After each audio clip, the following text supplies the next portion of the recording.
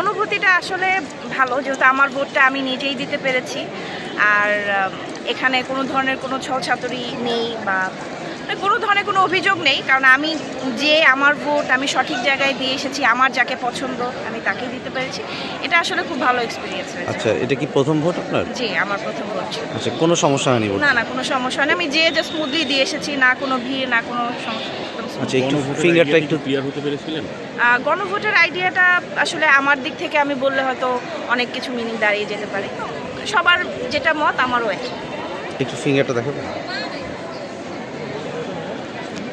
যে প্রথমবার ভোট দিয়েছি, অনুভূতি খুবই ভালো। আর প্রথমবার যেহেতু এক্সপিরিয়েন্স করেছি, এটা আমার আগে ছিল না, সো আমি খুব ভয়ে ছিলাম যে কী হয় না হয়, বাট জিনিসটা খুবই স্মুথ ছিল।